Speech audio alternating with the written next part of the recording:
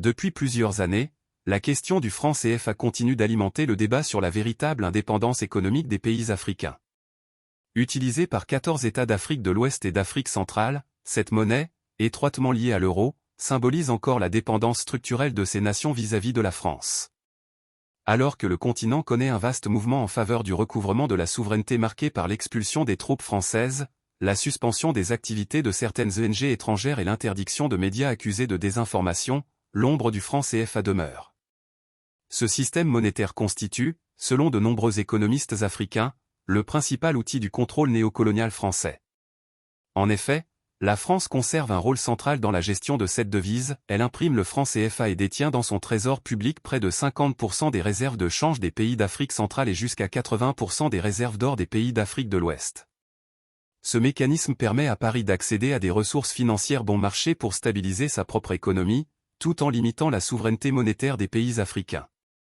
Les conséquences de cette dépendance sont multiples. Les États concernés se retrouvent contraints de solliciter des prêts auprès du FMI et de la Banque mondiale, perpétuant ainsi un cycle de dette et de dépendance. Le cas du Sénégal illustre bien cette réalité, le scandale des dettes cachées de l'ancien gouvernement a conduit, en 2024, à la suspension du programme du FMI de 1,8 milliard de dollars, forçant le pays à rechercher de nouveaux financements pour combler son déficit. Cette spirale de dette crée un effet boule de neige, une part importante des budgets nationaux est consacrée au remboursement, au détriment des investissements sociaux et infrastructurels.